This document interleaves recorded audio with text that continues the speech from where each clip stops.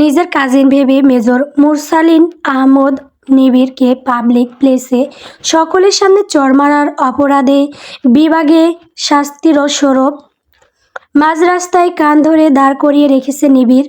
Bieber সামনেই রাগে থরথর করে কাঁপছে নিবিড়। পিছন থেকে সেনাবাহিনীর ড্রেস পরা কয়েকটা সৈনিক এগিয়ে এসে নিবিড়কে উদ্দেশ্য করে বলল, এনি প্রবলেম স্যার? সেই সৈনিকগুলোর মধ্যে বিবার কাজিন জাবিরও ছিল, যে কিনা গতরাতে বিবাকে ফোনে প্রপোজ করেছে। বাড়িতে বিয়ের প্রস্তাব পাঠিয়ে চাচ্ছে জাবির। তাই আগেই বিভাকে বলে রেখেছে। বিভা তো রেগেমেগে পরদিন বিকেলেই ক্যান্টনমেন্টের সামনে এসে হাজির হয়েছে।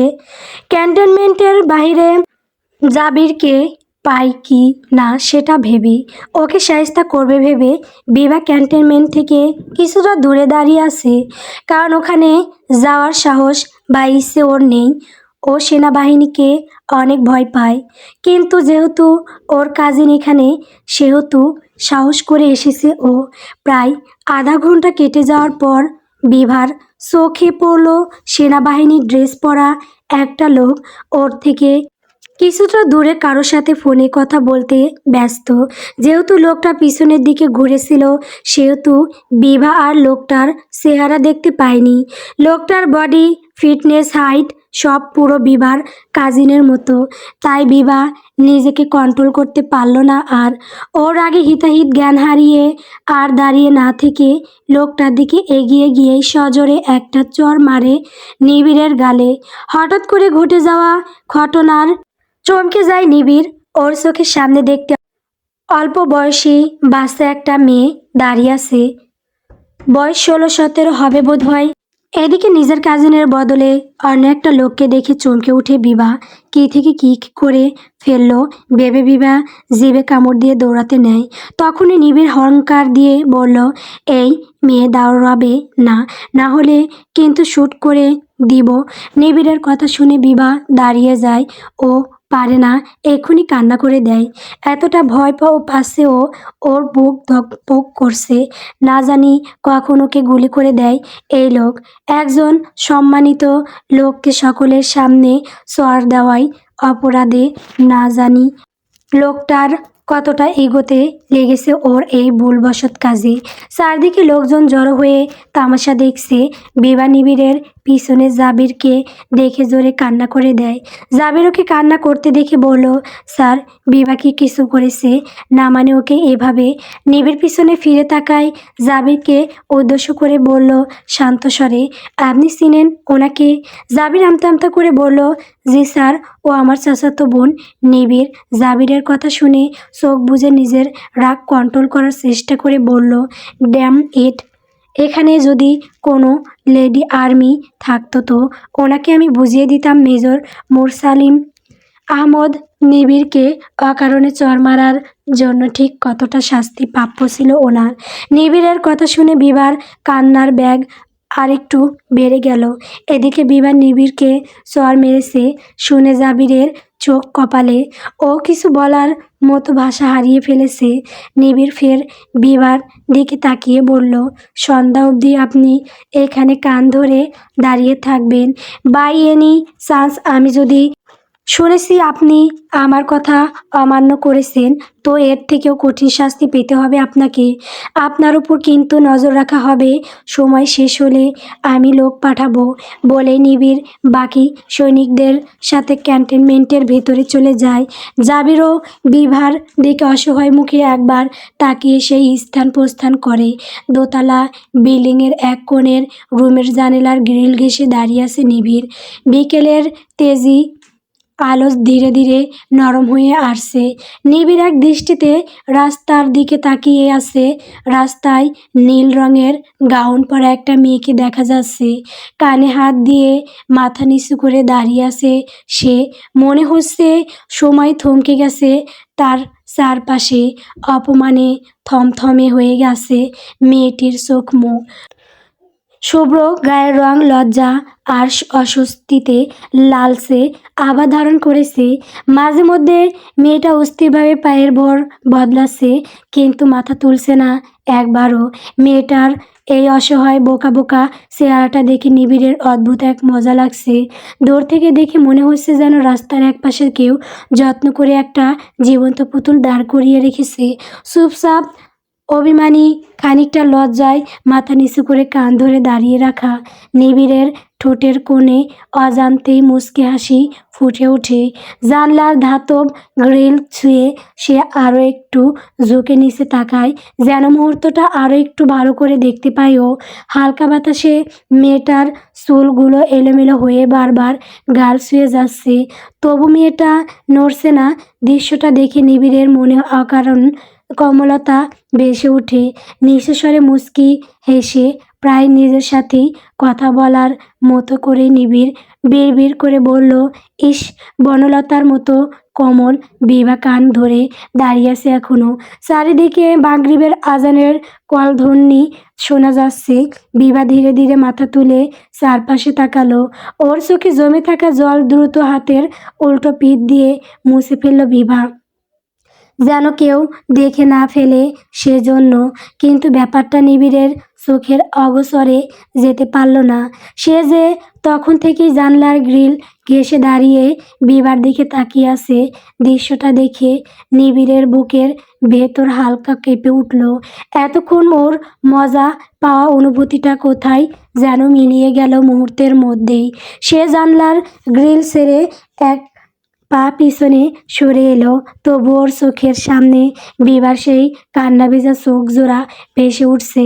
বারবার নিবিড় দেওয়ালে একটা ঘুষি মেরে বলল, ওফ, মেয়েটা আমার সম্মান নিয়ে খেললো। ওর তো এই শাস্তিটা প্রাপ্যই। তাহলে ওর কষ্ট কেন আমি সহ্য করতে পারছি না? কেন আমি নিজের কাজ ফেলে এতক্ষণ এখানে দাঁড়িয়ে আছি? ওফ গড! নিবিড় আরও কিছুক্ষণ সেদিকে তাকিয়ে বলল, maybe I am in love. নিবিড়ের চোখের সামনে ভাসে হুট করে আগন্তুকের মতো ওর দিকে এগিয়ে আসা একটা নীলপরীর আগমনের দৃশ্য, যে কোনো দিকে না তাকিয়ে ওকে সোজা চড় মেরে বসে। তখন তো ব্যাপারটা নিবিড়ে এগোতে লেগেছে। সে এক পলক মেয়েটার দিকে তাকাতেই মেয়েটা ওর চেহারা দেখে জিভে কামড় দিয়ে পালাতে নেয়, যেন ওর নিশানা ভুল হয়েছে এমন ভাব করে। ওই দৃশ্যটা এখন বারবার নিবিড়ের চোখের সামনে ভাসছে। নিবিড় দুহাত শক্ত করে মুঠ করে নিজেকে কন্ট্রোল করার চেষ্টা করে। সে বলল রুষ্ট স্বরে, নো নো নিবিড়, ভুল পথে পা বাড়াস না। তোর দায়িত্ব দেশকে রক্ষা করা। তুই শৃঙ্খলা ও নেতৃত্ব গুণের মাধ্যমে নিজের যোগ্যতায় মাত্র 28 বছর বয়সে সেনাবাহিনীর মেজর পদ পাওয়ার সুযোগ পেয়েছিস। সকলের সম্মান অর্জন করেছিস নিজ যোগ্যতায়। সো এসব হুট করে উড়ে এসে জুড়ে বসা মোহ মায়াকে প্রশ্রয় দিয়ে নিজের ইউনিফর্ম আর দেশের সাথে বেইমানি করা তোর সাথে যায় না। সো কাম অন নিবিড়, ফোকাস অন ইয়োর ওয়ার্ক। সন্ধ্যা প্রায় 6টা বাজে। চারিদিকে অন্ধকার ঘনিয়ে এসেছে। নিবিড় সৈনিকের একটা দলের মাঝে দাঁড়িয়ে আছে। তারা এখন একটা অভিযানে বের হবে। তার আগে কিভাবে কি করবে না করবে সেসবের দিক নির্দেশনা দিচ্ছে নিবিড় সবাইকে।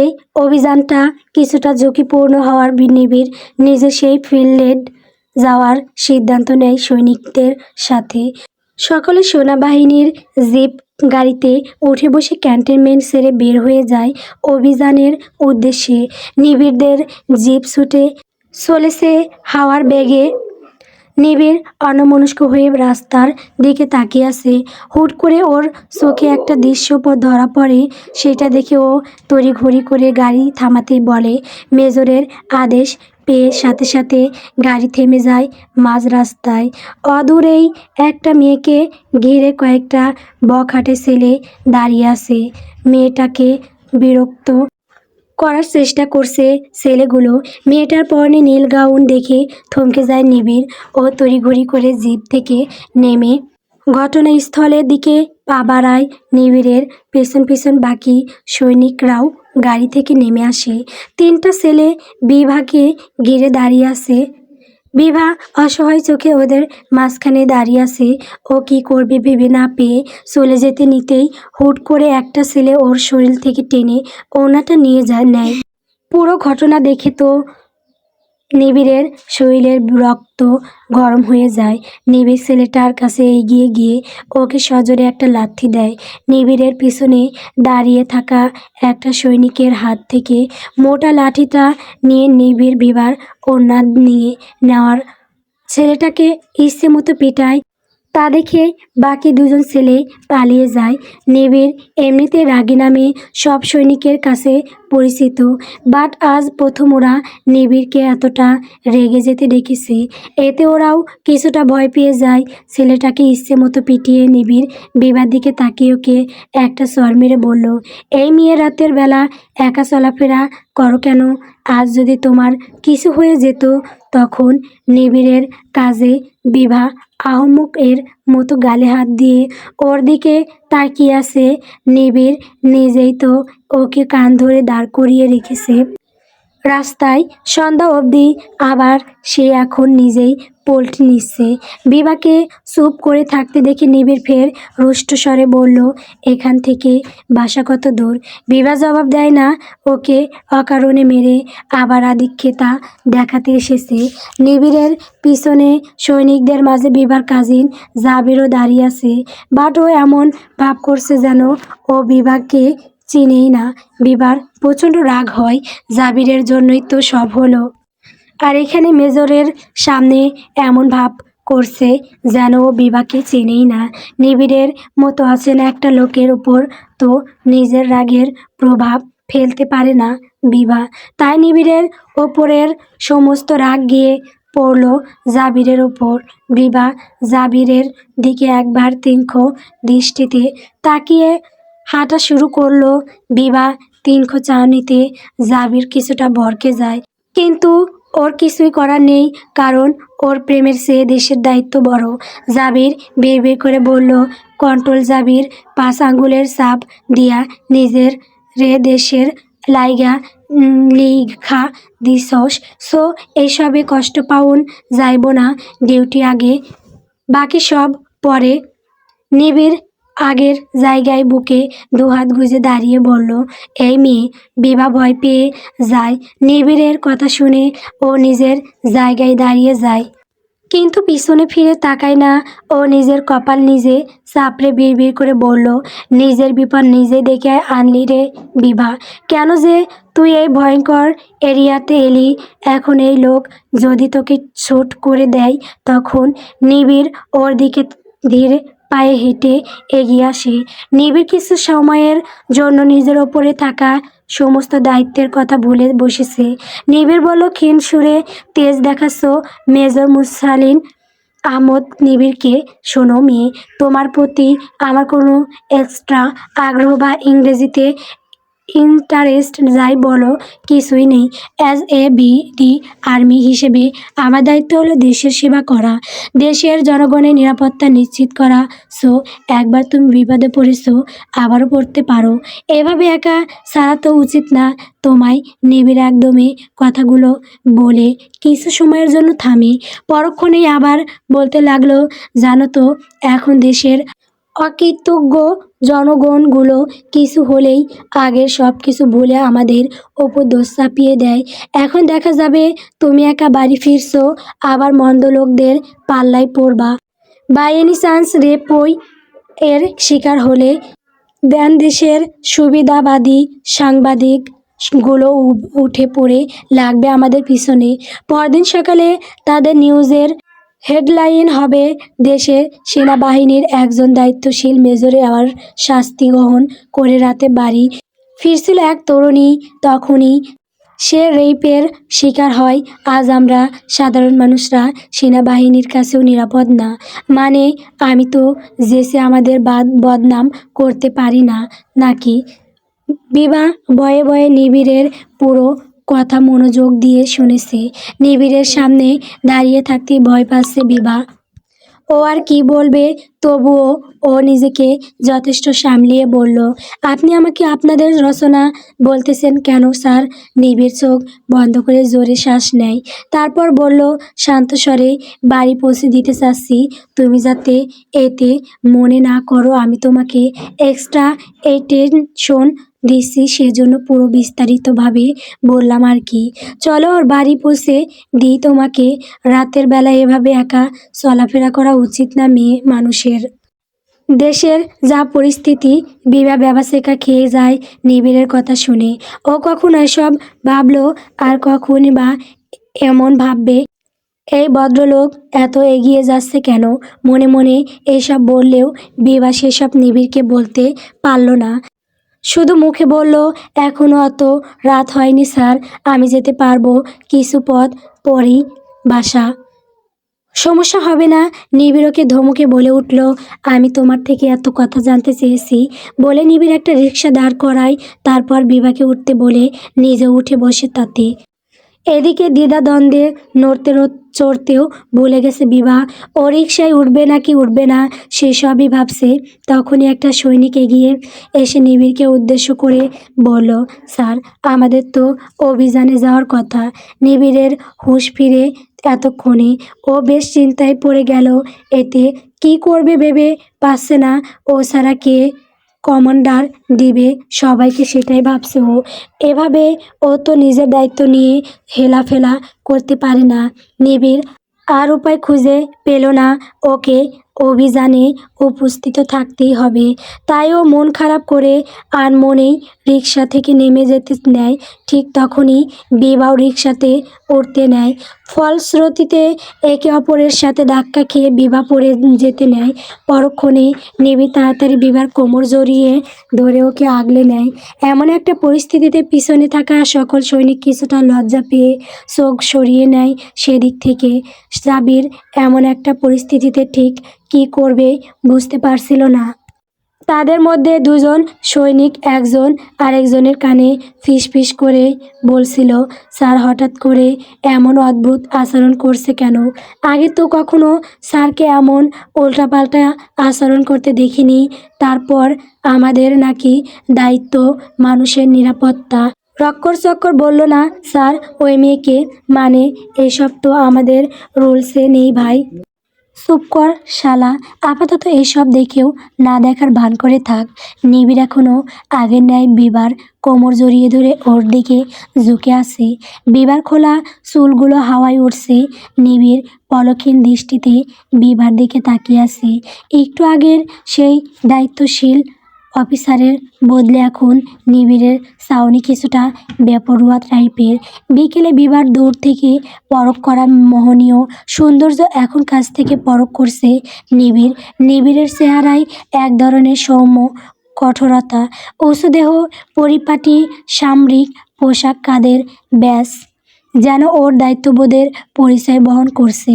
সুগঠিত মুখবয়ব, ধারালো চোয়াল আর শান্ত গভীর চোখ নিবিড়কে আরও আকর্ষণীয় করে তুলেছে। বিভা কিছুটা ঘরের মধ্যে মার্জিত স্যুট বুটে সজ্জিত নিবিড়ের দিকে তাকিয়ে থাকে। হুট করে নিবিড়ের ফোন বেজে ওঠে। তখনই হুঁশ ফিরে দুজনের। বিভা চারিদিকে একবার চোখ বুলাইয়ে আস্তে করে বলল, ছাড়ুন আমাকে। নিবিড় নিজের কাজে কিছুটা লজ্জা পেয়ে যায়। এগুলো সৈনিকের সামনে এমন পরিস্থিতির শিকার হয়েও কিছুটা বিব্রত করছে। তাই তড়িঘড়ি করে নিবিড় আনমনেই বলল, হুঁ ও হ্যাঁ বলেই বিভাকে যেভাবে ধরে রেখেছিল নিবিড় সেভাবেই ছেড়ে দেয় ও। ফলশ্রুতিতে বিভা ধপাস করে নিচে গিয়ে পড়ল। বিভা চিৎকার দিয়ে বলল, মাগো, আমার কোমর শেষ। সন্ধ্যা 7টা পেরোতেই চারপাশে এক ধরনের নীরবতা নেমে এসেছে। দিনের কোলাহল থেমে গিয়ে বাতাসে ভেসে বেড়াচ্ছে শান্ত ঠান্ডা পরশ। দূরে মাঝে মাঝে কুকুরের ডাক আর ঝিঁঝি পোকার শব্দ রাতটাকে আরও গভীর করে তুলছে। নিবিড় ব্যস্ত ভঙ্গিতে ফোনে কথা বলা শেষ করে সকলকে উদ্দেশ্য করে বলল, আমাদের এক্ষুনি যেতে হবে, সকলে গাড়িতে গিয়ে বসুন বলে সকলের সাথে নিবিড়ও গাড়িতে গিয়ে বসে। মুহূর্তের মধ্যে এতক্ষণে কোলাহলে পরিপূর্ণ জায়গাটা একদম ফাঁকা হয়ে যায়। আছে শুধু বিভা আর সেই রিক্সা চালক। বিভা এখনও মাটিতে পড়ে আছে রাগ আর চরম লজ্জায়। ও পারে না মাটির তলায় ঢুকে যায়। রিক্সা চালক অল্প বয়স একটা ছেলে। লোকটা বিবার দিকে কিছুক্ষণ ড্যাব ড্যাব করে তাকিয়ে থেকে বিবার দিকে নিজের হাত বাড়িয়ে দিয়ে বলল, উঠে আসেন ম্যাডাম। লোকটার কথা শুনে তো বিবার আরও মেজাজ খারাপ হয়ে যায়। ও লোকটার দিকে একবার তেজি নজরে তাকিয়ে নিজেই উঠতে নেয়, কিন্তু পারে না। ও প্রচণ্ড ব্যথা পেয়েছে। তা দেখে রিক্সা চালক দাঁত কেলিয়ে হেসে বলল, ওইটা আসেন ম্যাডাম, আপনার লাইগা সিনেমার কোনো নায়ক আইব না যে তার লাইগা বইসা থাকবেন মারিট বলে লোকটা আবার হাসে। বিবার আর বুঝতে বাকি রইল না লোকটা যে ওকে বারবার এইসব বলে অপমান করে পৈশাচিক আনন্দ পাচ্ছে। ও কষ্ট করে নিজে উঠে দাঁড়ালো। ওর হাতে কষ্ট হচ্ছে, তাই ও রিকশায় উঠে নিজের বাসার উদ্দেশ্য রওনা দেয়। আজ থেকে 15 দিন আগে বিবার সাথে নিবিড়ের দেখা হয়েছে। এর মাঝে আর একদিনও নিবিড়ের নজরে পড়েনি বিভা। একদিকে নিবিড়ের অবস্থা প্রায় পাগল, প্রায় বাহিরে টহলে বা কোনো অভিযানে গেলেই রাস্তার দিকে তাকিয়ে হন্য হয়ে বিভাকে খুঁজে। ওর দু চোখ যদি একটা বার বিভার দেখা পেয়ে যেত, তাহলে হয়তো নিবিড় নিজেকে পৃথিবীর শ্রেষ্ঠ ভাগ্যবান লোক ভেবে নিত। কিন্তু আফসোস, এই 15 দিনে বিভাকে কেন বিবার ছায়াও দেখা পেল না নিবিড়। এদিকে ডিউটি সারা ক্যান্টনমেন্ট ছেড়ে বের হতেও পারে না নিবিড়। ইদানিং কাজেও মন বসে না ওর। জুনিয়রদের সাথে অযথা রাগারাগি, সব মিলিয়ে নিজেকে নিয়েই অতিষ্ঠ নিবিড়। নিজের ও পারে না ক্যান্টনমেন্টের এই বন্দি জীবন রেখে ছুটি পালায়। যেই নিবিড় সারাক্ষণ কাজের মধ্যে ডুবে থাকতো, সেই নিবিড়ের কাছে এখন কাজকেই দম বন্ধ লাগছে। নিবিড় বেলকুনিতে বসে আছে চোখ বন্ধ করে। হুট করে সেখানে জাবির এসে উপস্থিত হয়। জাবিরের পায়ের শব্দ পেয়ে চোখ মেলে তাকায় নিবিড়। জাবিরকে বেশ উচ্ছ্বসিত দেখা যাচ্ছে। তা দেখে নিবিড় নিজ থেকেই ওকে প্রশ্ন করলো, কি জাবির, এত খুশি লাগছে যে আপনাকে? জাবির হেসে বলল, 3 মাস পর বাড়ি যাচ্ছি স্যার, সবার সাথে আবার কিছুদিন সময় কাটাতে পারবো। ও খুশি তো লাগবেই। জাবিরের কথা শুনে নিবিড় কিছুটা অবাক হয়। বলল শান্ত স্বরে, কি বলছেন? ছুটি দিয়েছে? জি স্যার। আপনি জানেন না যাবেন না বাড়িতে? নিবিড় কিছুক্ষণ চুপ করে থেকে ভাবলো কিছু একটা, তারপর বলল, কি জানি, এখনো কিছু ভাবিনি। আর এখন তো রাত 8টার বেশি বাজে। আমাদের বাড়ি তো লং ডিস্টেন্সে, মনে হয় না এখন বাড়ির বাস পাবো। আপনি বরং যান, সবার সাথে সময় কাটান। Best of luck. কথাটা শেষ করে নিবিড় বিড়বিড় করে বলল, ইস, আমার বললতার সাথে এর দেখা হবে না চাইতেও কাজিন বলে কথা। আর আমার তীব্র ইচ্ছে থাকার পরও ওর ছায়াটুকু দেখার সৌভাগ্য আমার হয় না। জাবির বোধ হয় ওর মনের কথা পড়ে ফেলল অলৌকিকভাবে, তাই তো সে ভয়ে ভয়ে বলেই ফেলল, যদি কিছু মনে না করেন একটা কথা বলি স্যার। নিবিড় বলল, আনমনি, হ্যাঁ বলুন। চলুন না স্যার, আমাদের বাসায় যাই। এখান থেকে মাত্র 30 মিনিটের রাস্তা। মায়ের হাতের মজার মজার রান্না খাওয়ানোর বাকি আপনাকে। এই ক্যান্টনমেন্টে চাইলেও তো কিছু সম্ভব হয় না, তাই এখন সময় যখন পেয়েছেন, প্লিজ চলুন স্যার। না করবেন না। জাবিরের কথা শুনে হতভম্ব হয়ে যায় নিবিড়। এ তো দেখছি মেঘ না চাইতেও বৃষ্টি। মনে মনে নিবিড় প্রচণ্ড খুশি হলেও মুখে বলল, আরে কি যে বলেন আপনি, এটা সম্ভব নাকি? হুট করে আমি আপনাদের বাসায় গেলে কেমন দেখায় না? জাবির মানল না নিবিড়ের কথা। অন্যদিনের তুলনায় নিবিড়কে আজ একটু কম কঠোর মনে হলো জাবিরের কাছে। তাই তো সে হাল ছাড়েনি। রাত তখন 11:30 বাজে। জাবির আর নিবিড় এসে পৌঁছালো জাবিরদের বাড়ির সামনে। চারিদিকে নিস্তব্ধ। আশেপাশে সবাই যে যার মতো ঘুমে বিভোর হয়ে গেছে এতক্ষণে, কিন্তু জাবিরদের বাড়ির আলো জ্বলছে এখনো। বাড়ির ছেলে অনেক দিন পরে ঘরে ফিরছে বলে কথা। গাড়ির শব্দ থামতেই লোহার গেটটা আস্তে করে খুলে দিলেন এক মধ্যবয়সী মানুষ। জাবিরকে দেখেই তার মুখে আনন্দের হাসি ছড়িয়ে পড়ল। বহুদিন পর ছেলেকে ফিরে পাওয়ার স্বস্তি যেন তার চোখে মুখে লেখা। জাবির নিবিড়কে নিয়ে বাড়ির ভেতরে যেতে যেতে বেশ উচ্ছ্বসিত কণ্ঠে মাকে ডাক দিল, মা দেখো কে এসেছে। মুহূর্তের ভেতর থেকে পায়ের শব্দ শোনা গেল। দরজার সামনে এসে থমকে দাঁড়ালেন একজন স্নিগ্ধ মুখের মহিলা। ছেলেকে দেখে তার চোখ ভিজে উঠল আনন্দে, কিন্তু পরক্ষণে নিজ নজর গেল নিবিড়ের দিকে। অচেনা মার্জিত ইউনিফর্ম পরা মানুষটিকে দেখে তিনি সামান্য অবাক হয়েও পরক্ষণে মায়াভরা হাসি দিয়ে বললেন, আসেন বাবা, বাইরে দাঁড়িয়ে আছেন কেন? নিশ্চয়ই খুব ক্লান্ত। নিবিড় বিনয়ী ভঙ্গিতে হালকা মাথা নাড়ালো। ঘরের ভেতরে ঢুকতে এক ধরনের নড়াচড়া শান্তি তাকে ছুঁয়ে গেল, যেন ক্যান্টনমেন্টের কঠোর নিয়মেই বাইরে এক অন্য পৃথিবী। হুট করে নিবিড়ের চোখ গেল ড্রয়িং রুমের দেওয়ালে পারিবারিক সাজানো ছবিগুলোর দিকে। হাসি মুখে মুখের মাঝে কোথাও পরিচিত এক মুখের ছায়া খুঁজতে লাগলো নিবিড়ের চোখ। বুকের ভেতর অদ্ভুত একটা আলোড়ন উঠলেও সে নিজেকে সামলে নিল। হুট করে ওর নজর গেল লম্বা বড় একটা ফ্রেমের দিকে, যেখানে 10-12 বছরের একটা মেয়ে একগাল হেসে দাঁড়িয়ে আছে। মেয়েটার চেহারার সাথে বিবার মিল পেল নিবিড়। ওর আর বুঝতে বাকি রইল না এটাই ওর মনের বনলতা। ও কিছুক্ষণ অবলোক চেয়ে রইল সেদিকে। পরক্ষণে জাবির আর নিবিড় সোফায় বসলো পাশাপাশি।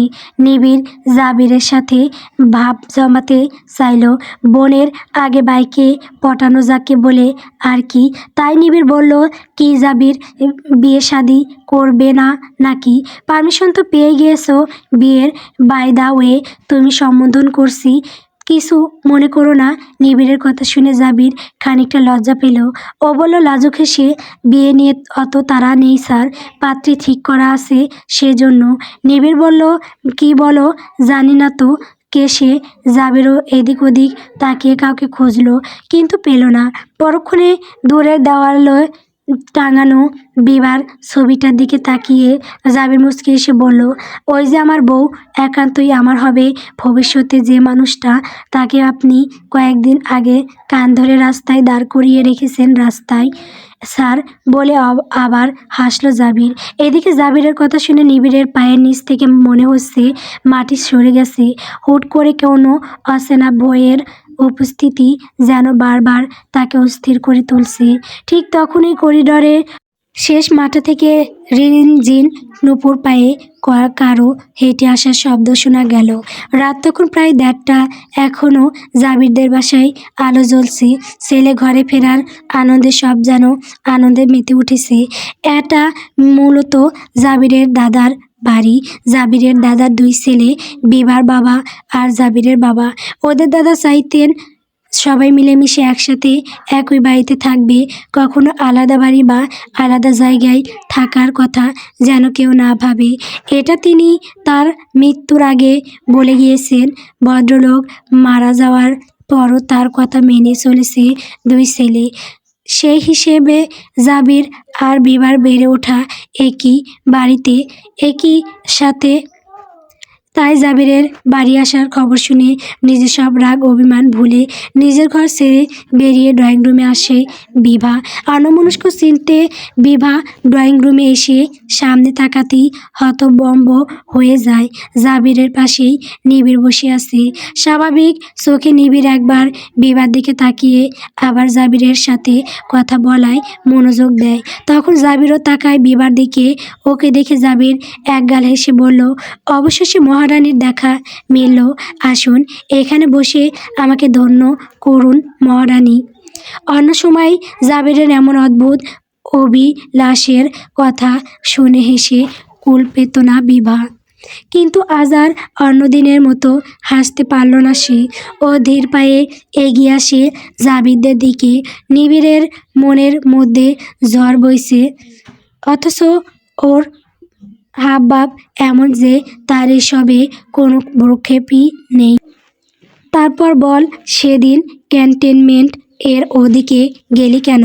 জাবিরের পুরনো কথা মনে করিয়ে দেওয়ার পদ অভ্যেস আগের থেকেই। এদিকে ওই দিনের ঘটনা মনে পড়তে বিভা কিছুটা অস্বস্তিতে পড়ে যায় নিবিড়ের সামনে। বিভার এগোয় না, নিজের আগের জায়গায় ঠায় দাঁড়িয়ে থেকে বলল, তোমার সাথে একা কিছু কথা আছে জাবির ভাই, সময় হলে এসো তো বলে বিভা নিজের রুমে চলে যায়। নিবিড় সেদিকে তাকায় অসহনীয় এক শূন্যতায় ঘেরা চোখে। কি এমন কথা আছে জাবিরের সাথে বিভার? বিভাও কি জাবিরকে পছন্দ করে? নিবিড় নিজের জন্য বরাদ্দকৃত রুমে এসে কাউসে বসলো। বিভা কেন জাবিরকে একা ডাকবে কথা বলার জন্য? কি এমন কথা আছে ওর জাবিরের সাথে যেটা নিবিড়ের সামনে বলা যায় না? নিবিড় আর কিছু ভাবতে পারল না। ঠিক তখনই সে বড় ব্যথা নিয়ে উপলব্ধি করে তার মাথাটা ঝিমঝিম করছে, বুকের ভেতর জমে আছে এক সুমধুর কান্না। সেগুলো ক্রমশই জলোচ্ছ্বাসের মতো ফুলে ফেঁপে বেরিয়ে আসতে চাইছে চক্ষুদ্বার হতে। হুট করে ওর চোখ যায় দেওয়ালে টাঙালো গিটারটার দিকে। নিবিড় একবার সেদিকে তাকিয়ে উঠে গিয়ে দেওয়ালের বুক হতে জ্বলতে থাকা গিটারটা নামিয়ে আনলো। তারপর নিজের আগের জায়গায় বসে ক্লান্ত চোখ দুটো বন্ধ করে গিটারে সুর তুলে গাইতে থাকে নিবিড়। একা বেঁচে থাকতে শেখো প্রিয়, তোমার নামেই শিরোনি দিয়েছি তারার মাঝারে আশা রাখি, সুস্থ হয়ে উঠবে তাড়াতাড়ি আমার নিরাগ লাগে ভারী বে শোবো সাদা শাড়ি আমায় নিয়ে, আর ভেবো না আমার প্রিয় মনে স্বস্তি যেন শুধুই ফুর্তি মেনো দোলন চাপার মৌসুমে আমি টানছি ইতি। এবার তোমার বদ্ধ ঘরে শোবার স্বভাব না করেছি কবার, তোমায় কে দিয়েছে নিকষ কালো রাতের যোগান, তোমায় কে দিয়েছে নিকষ কালো রাতের যোগান। একা বেঁচে থাকতে শেখো। গান গাইতে গাইতে কাঁদছে নিবিড়ের চোখ। কখনো বা হৃদয়। নিবিড় কখনো তো কোনো নারীর মোহে জড়ায়নি, তাহলে হুট করে ওর সাধ্যের বাইরে থাকা কারো জন্য মনে কেন অনুভূতির সৃষ্টি হবে?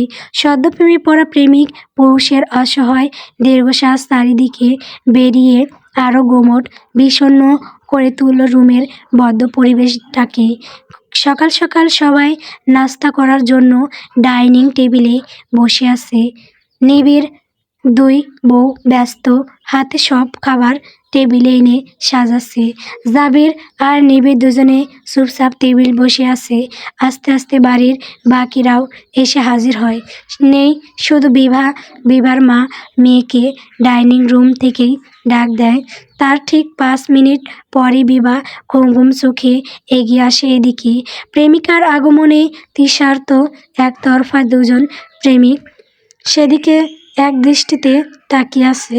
কিছু সময়ের জন্য ঘুম চোখে আলতো হাই চাপতে চাপতে বিভা ভেতরে ঢুকলো। চোখের পাতায় এখনো ঘুমের ভার, কিন্তু তাতেই যেন তার সৌন্দর্য আরও কোমল হয়ে উঠেছে। এলোমেলো খোলা চুল কাঁধ ছুঁয়ে নেমে এসেছে ওর, যেন সকালের নরম বাতাসও সেগুলো ছুঁয়ে যেতে লজ্জা পাচ্ছে। হালকা ধূসর রঙের একটা কুর্তি পরে আছে বিভা, সাধারণ, কিন্তু তার গায়ে সেটাও যেন অন্যরকম সুন্দর হয়ে উঠেছে। মুখে তার কোনো সাজ নেই, তবুও নিখুঁত উজ্জ্বলতা, যেন প্রাকৃতিক সৌন্দর্যই বিভার একমাত্র অলংকার। চোখ দুটো আধো ঘুমে ঢুলু ঢুলু গভীর, যেখানে তাকালে মনে হয় যে কেউ হারিয়ে যেতে পারে অনায়াসেই। তার চলার ভঙ্গিটাও ছিল ধীর, অলস, তাতেই এক অদ্ভুত আকর্ষণ, যেন সে না চাইতেও সবার মনোযোগ নিজের দিকে টেনে নিচ্ছে। ডাইনিং রুমের কোলাহল থেমে গিয়েছিল কয়েক সেকেন্ডের জন্য। জাবির আর নিবিড় একদৃষ্টিতে তাকিয়ে রইল তার দিকে তৃষার্ত চোখে, নিঃশব্দে মুগ্ধ হয়ে। সদ্য প্রেমে পড়া একতরফা প্রেমিক দ্বয়ের মনের অনুভূতির এক বিন্দুও টের পেল না বিভা। সে নির্লিপ্ত ভঙ্গিতে এগিয়ে এসে চেয়ারটা আলতো করে টেনে বসে পড়ল জাবিরের পাশে। তা দেখে নিবিড়ের মেজাজ খারাপ হয়ে যায়। সে নির্বিঘ্নে একবার সেদিকে তাকিয়ে চোখ সরিয়ে নেয়। এসবের কিছুই তার হাতে নেই, সো চুপচাপ সব কিছু সহ্য করতে হবে তার। সবাই খাওয়ার মনোযোগ দেয়। খেতে খেতে সে এক সময় জাবির বলল বিবার মাকে উদ্দেশ্য করে, মামুনি, বিবা তো বয়স হচ্ছে, বিয়ে টিয়ে দিবে না নাকি? জাবিরের কথায় বিদ্যুৎ স্পৃষ্টের মতো স্তব্ধ হয়ে গেল বিভা। প্রবল বিস্ময় নিয়ে তাকালো জাবিরের দিকে। কেবল নির্বিকার বসে থাকলো নিবিড়। ও জানতো যে জাবির এমন কিছুই বলবে। নিবিড় কিছুটা ধাতস্থ হয়ে নিল পরের ধাক্কাটা সামলানোর জন্য। বিবার মা রিমা বেগম বললেন, এত তাড়াতাড়ি বিয়ের কথা ভাবছি না, আগে 18 হোক, তারপর না হয় ভালো সম্বোধন পেলে ভেবে দেখব। রিমা বেগমের কথা শুনে জাবির কিছুটা নির্লজ্জের মতো শুধালো, কি দরকার তোমার একমাত্র মেয়েকে বাড়ির বাইরে পাঠানোর? এসে বাড়ির মধ্যেই দেখো যোগ্য পাত্র গুড়গুড় করছে। জাবিরের কথা শুনে মেয়ে রিমা বেগম নিবিড়ের দিকে তাকায়। জাবিরের আকারে ইঙ্গিতে বলা কথা বুঝে উঠতে পারলেন না তিনি। কিন্তু বিবার আর এসব বুঝতে বাকি রইল না। তাই সে আধ খাওয়া খাবার প্লেটে রেখেই বলল ক্ষিপ্ত স্বরে, আমি এখন বিয়ে করব না আম্মু, বলে দিয়েছি তো জাবির ভাই। সো আমি যেন এই বাড়ির আর একজনকেও না দেখি আমার বিয়ে নিয়ে আলোচনা করতে। আমি বিয়ে করতে চাই না, আমি নিজের মতো থাকতে চাই, কিছু করতে চাই নিজের জন্য, বলেই বিভা সকলকে অবজ্ঞা করে চলে যায় সেখান থেকে। বিবার কথা শুনে নিজের প্রাণ ফিরে পায় নিবিড়। তার মানে তার এখনও সুযোগ আছে বিভাকে পাওয়ার মতো। বিভা জাবিরকে পছন্দ করে না, তার মানে এইসব ভাবতে ভাবতেই তার চোখ উজ্জ্বল হয়ে উঠল খুশিতে। ভোর 5:30 বিভা নামাজ পড়ে কপি হাতে বেলকুনিতে এসে দাঁড়ায়। ভোরের প্রথম আলোটা নিঃশব্দে এসে ছুঁয়ে যায় বারান্দার রেলিং জুড়ে। হালকা কুয়াশার আবরণ ভেদ করে সামনে দাঁড়িয়ে থাকা কৃষ্ণচূড়া গাছটা ধীরে ধীরে স্পষ্ট হয়ে ওঠে বিবার চোখে। লাল কমলা রঙের ফুলগুলো, ভোরের শিশিরে ভেজা যে ফুলের পাপড়িগুলো নতুন করে পান পেয়েছে চারিদিকে, তখন বসন্তের আগমনের তোড়জোড় চলছে। বিবাদের বাড়ির আশেপাশে নানা রং বেরঙের ফুল গাছে ভরে গেছে। বারান্দা থেকে তাকালে মনে হয় চারপাশে ফুল গাছগুলো যেন আকাশের এক টুকরো আগুন রঙা স্বপ্ন, যেটা হুট করে মাটিতে নেমে এসেছে। বাহিরের নরম বাতাসে কৃষ্ণচূড়া গাছের ডালগুলো একটু দুলে উঠতেই কয়েকটা পাপড়ি ঝরে পড়ে নিচে। মুহূর্তেই শূন্য রাস্তায় লাল ছোপ ছোপ রং ছড়িয়ে দেয়। চারপাশে তখনও পুরোপুরি দিন জেগে ওঠেনি। পাখিদের মৃদু ডাক, দূরে কারো ভোরের হাঁটার শব্দ, সবকিছু মিলিয়ে এক শান্ত নির্জন সৌন্দর্য ধরা পড়ে বিবার চোখে। বিবাদের কলেজ থেকে আজকে ওদের শিক্ষা সফরে নিবে। সকাল 6:30টার বাস, তাই বিভা আজ সকাল সকাল ঘুম থেকে উঠে পড়ে। ও অনেক এক্সাইটেড, অনেক কষ্টে পরিবারের সকলকে রাজি করিয়েছে ট্যুরে যাওয়ার জন্য। বিবার রুমে গিয়ে সুন্দর করে তৈরি হয়ে নেয়। বিবাদের বাস ছুটে চলেছে ঢাকা চট্টগ্রামের হাইওয়ে রোড ধরে। ঢাকা থেকে চট্টগ্রামে পৌঁছাতে প্রায় 10:30 বেজে যায় বিবাদের। বিবাদের ট্যুরের স্পষ্ট হলো চট্টগ্রামের কয়েকটা জায়গা। প্রায় সারাদিনই কেটে যায় ওদের ঘুরতে ঘুরতে। আর একটা জায়গা বাকি আছে শুধু। বিবাদের বাস সেদিকেই ছুটে চলেছে। ঢাকা থেকে দীর্ঘ পথ পেরিয়ে যখন বিবাদের বাসটা চট্টগ্রামের পাহাড়গেরা লেক সিটির সামনে এসে থামলো, তখন বিকেলের আলোটা ধীরে ধীরে নরম হয়ে এসে চারপাশে এক অদ্ভুত মায়াবী আবরণ তৈরি করেছে। ঘড়ির কাঁটা 4:30, সুই সুই, না পুরো বিকেল, না পুরো পুরী সন্ধ্যা, ঠিক মাঝামাঝি সেই স্বপ্নময় সময়। বাস থেকে নামতে বিবার মনে হলো সে যেন এক অন্য জগতে এসে পা রাখলো। সারাদিনের ক্লান্তি, পথের ধুলো, সব কিছু মুহূর্তেই মিলিয়ে গেল চোখের সামনে ছড়িয়ে থাকা সেই অপার্থিব সৌন্দর্যে। চারিদিকে ছোট বড় পাহাড়গুলো সবুজের নানা ছায়ায় মোড়া, কোথাও গাঢ়, কোথাও হালকা। প্রকৃতি যেন নিজেই রং তুলি দিয়ে আঁকিয়েছে এই দৃশ্য। লেকের পানি একেবারে স্থির নয়, আবার অশান্তও নয়। হালকা বাতাসে ছোট ছোট ঢেউ উঠছে, আর সেই ঢেউয়ের ওপর বিকেলের রোদ পড়ে চিকচিক করে উঠছে সোনালি আলোর মতো। দূরে পাহাড়ের ছায়া পানির উপর পড়ে এক ধরনের গভীরতা তৈরি করেছে, যা চোখে পড়তেই মনটা হঠাৎ করেই শান্ত হয়ে যায় বিবার। বিভা এক মুহূর্তের জন্য স্থির হয়ে দাঁড়িয়ে রইল। ওর চারপাশে বন্ধুদের হাসি, হইচই, ছবি তোলার উচ্ছ্বাস সবই আছে, কিন্তু ও যেন একটু আলাদা হয়ে এই সৌন্দর্যটাকে নিজের ভেতর ধারণ করতে চাইছে। হালকা বাতাস এসে ওর চুলগুলো এলোমেলো করে দিচ্ছে, আর সেই বাতাসে ভেসে আসছে কাঁচা মাটির গন্ধ আর সবুজ পাতার সতেজতা। বিভা এইসব সৌন্দর্য পর্যবেক্ষণ করতে করতে ওর ফ্রেন্ডের থেকে আলাদা হয়ে যায়। ও নিজের মতো একা একা শঙ্খ ভাবে সব কিছু হেঁটে হেঁটে দেখছে। পাহাড়ের গা বেয়ে কোথাও কোথাও সরু পথ নেমে গেছে লেকের দিকে। কেউ যেন চুপি চুপি এই প্রকৃতির কাছে এসে নিজের গল্প বলে যায়। আকাশটাও তখন ধীরে ধীরে রং বদলাচ্ছে, নীল থেকে হালকা কমলা, আর সেই রং লেকের জলে প্রতিফলিত হয়ে পুরো পরিবেশটাকে আরও সফল নীল করে তুলেছে। বিবার মনে হলো এই জায়গাটা শুধু দেখার জন্য নয়, ওর মতে এটা অনুভব করার জন্য। এখানে দাঁড়িয়ে থাকলেই মনে হয় জীবনের সব ব্যস্ততা, সব কোলাহল থেকে একটু দূরে সরিয়ে এসে নিজেকে নতুন করে খুঁজে পাওয়া যায়। বিভা নিঃশব্দে ফিসফিস করে বলল, এত সুন্দরও কিছু হতে পারে। আর ঠিক সেই মুহূর্তেই লেকের ওপর দিয়ে বয়ে যাওয়া হালকা বাতাসও যেন তার কথার সাথে সুর মিলিয়ে সায় দিল। সন্ধ্যা নামতেই চারপাশের আলো ধীরে ধীরে নরম হয়ে আসে। আকাশে কমলা রঙের মিশেলে এক মায়াবী আভা ছড়িয়ে পড়েছে। লেকের পানিতে সেই রঙের প্রতিফলন ঝিলমিল করে ওঠে, আর দূরের পাহাড়গুলো ধীরে ধীরে ছায়ার মতো নিঃশব্দ হয়ে যায়। হালকা ঠান্ডা বাতাস বয়ে যায়, চারিদিকে নেমে আসে এক শান্ত প্রশান্ত নীরবতা। সেই নীরবতা ভেদ করে হেঁটে চলেছে নিবিড় আর তার বন্ধুরা। অনেকদিন পর ছুটিতে এসে বন্ধুদের সাথে কোথাও ঘুরতে এসেছে নিবিড়। তাদের আনলিমিটেড হাসি ঠাট্টায় চারদিকে নিস্তব্ধ পরিবেশটা হাওয়া হয়ে যায়। নিবিড়ের বন্ধুরা একাধারে একটা ওটা বলে হাসাহাসি করছে। নিবিড় ওদের সাথে থাকলেও ঠিক যেন শান্তি খুঁজে পাচ্ছে না।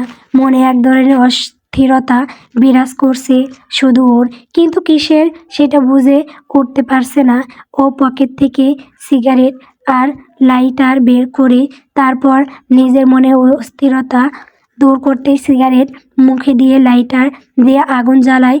তাতে নিবিড় বন্ধুদের সাথে হেঁটে চলেছে, আর কিছুক্ষণ পর পর বাতাসে সিগারেটের ধোঁয়া ছাড়ছে। হুট করে নিবিড়ের বন্ধু শান্ত চিৎকার করে উঠল, ওই দেখ মামা, লেকের পাড়ে ওটা কি দেখা যাচ্ছে। শান্তর চিৎকার শুনে সবার চোখ সেদিকে যায়। নিবিড়ও তাকায় সেদিকে। আদো আদো আলোয় চোখে পড়ে লেকের পাড়ে একটা নারী দেহ পড়ে আছে। সবাই সেদিকে যেতে নিতেই নিবিড় বিরক্তিতে সসূচক শব্দ করে বলল, তোরা আবার ওদিকে যাচ্ছিস কেন রে ভাই? যেদিকে যাচ্ছিস সেদিকে চল, এমনিতেই মন মেজাজ ভালো নেই। শান্ত নিবিড়কে থামিয়ে দিয়ে বলল, তোর মন মেজাজ ভালো থাকবে কেমনে? মন তো দিয়ে আসছিস ওই নীলপরি ওরফে নাটোরের বনলতা সেনকে। বলে নিবিড়ের জবাবের আশা না করে শান্ত লক্ষ্যের দিকে এগিয়ে যায়। বাকিরাও সেদিকে যায়। নিবিড় আর দাঁড়িয়ে না থেকে চরম বিরক্তি নিয়ে পা বাড়ায় সেদিকে। শান্ত মেয়েটার কাছে গিয়ে হাঁটু গেড়ে বসে উল্টে থাকা দেহটা নিজের দিকে ফিরিয়ে শ্বাস চেক করে না শান্ত। পরক্ষণে দূরে দাঁড়িয়ে থাকা বন্ধুদের উদ্দেশ্য করে বলল, শান্ত, ওই মামা মাইয়াডা তো জীবিত, কি করব? তা শুনে নিবিড় রোষ্ট সরে বলল, জীবিত আছে সেটা না ভাল লাগলে মাইরা জলে ফেলে দে, আর ভাল লাগলে না, এসব ঝামেলা।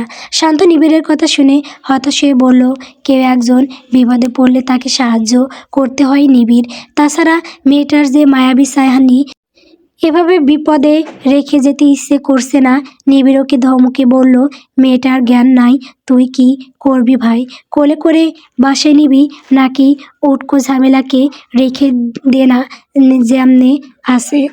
নিবিড়ের কথা শুনে ওর বাকি বন্ধুরা বলল, ভাবা যায় দেশের একজন দায়িত্বশীল সেনা সদস্য এভাবে কাউকে বিপদে ফেলে পালাতে চাইছে। পরক্ষণে শান্তর দিকে তাকিয়ে বলল, এই শান্ত, তুই ওর কথা শুনিস না তো, মেয়েটাকে উঠাই আনতো। শান্ত আর অপেক্ষা করলো না, মেয়েটাকে কোলে নিয়ে উঠে আসে শান্ত। শান্ত বলল, এবার কি করব রে? কি করবি আর? আশেপাশে কোনো হাসপাতাল গিয়ে রেখে আস। নিবিড়ের কথা শুনে এবার বিরক্ত হয় শান্ত।